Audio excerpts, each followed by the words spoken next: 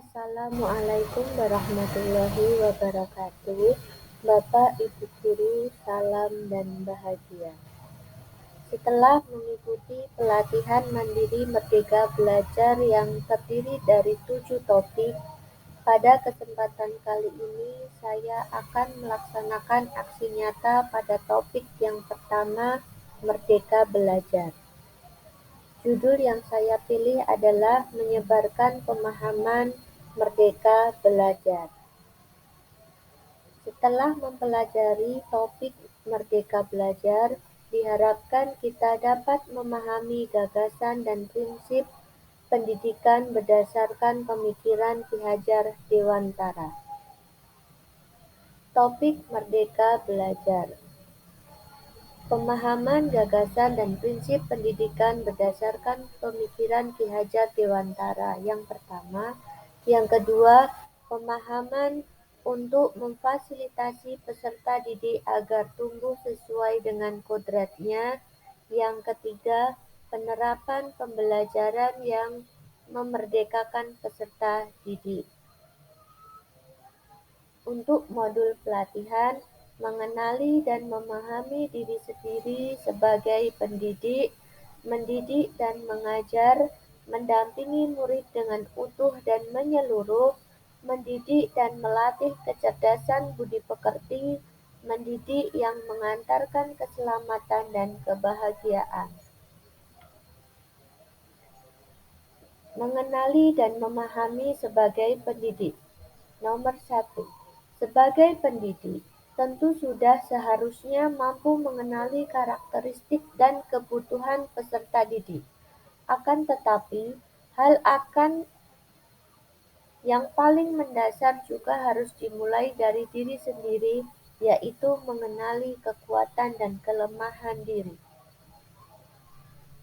Yang kedua, pendidik sebagai tuntunan, yaitu tuntunan dalam hidup tumbuhnya peserta didik, menurut Ki Hajar Dewantara. Maka, mendidik adalah menuntun segala kodrat yang ada pada murid agar mereka dapat mencapai keselamatan dan kebahagiaan yang setinggi-tingginya, baik itu sebagai manusia maupun sebagai anggota masyarakat. Yang ketiga, mendampingi murid dengan utuh dan menyeluruh. Pendidikan bergerak dinamis menyesuaikan keadaan yang terus bergerak begitu cepat. Setiap murid dilahirkan dengan kodrat alam yang berbeda-beda.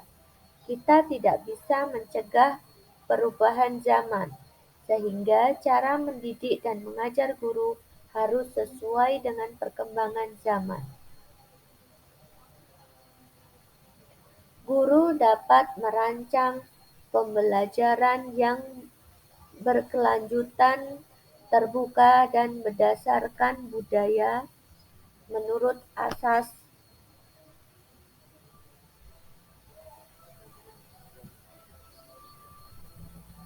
yang pertama, ada 3. Yang pertama yaitu kontinu, artinya pengembangan yang dilakukan harus berkesinambungan, dilakukan secara terus-menerus, dan perencanaan yang baik.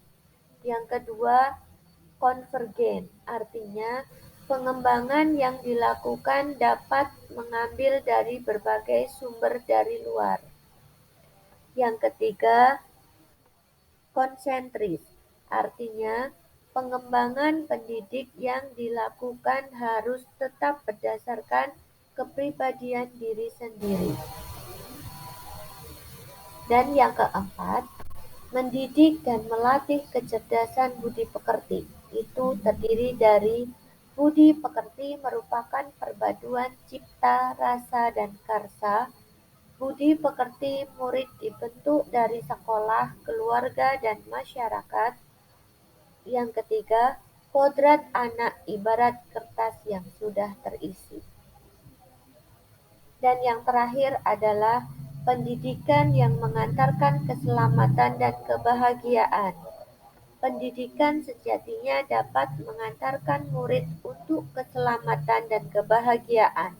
Pendidikan tidak hanya memberikan informasi dan pengetahuan saja, melainkan pendidikan juga harus mendorong murid untuk menemukan pemahaman bermakna yang relevan dengan kehidupannya.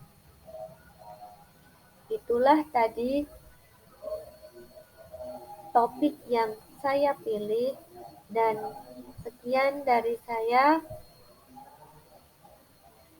Apabila ada saran atau kritik, mohon untuk menge-share umpan balik pada link yang sudah tertera. Terima kasih.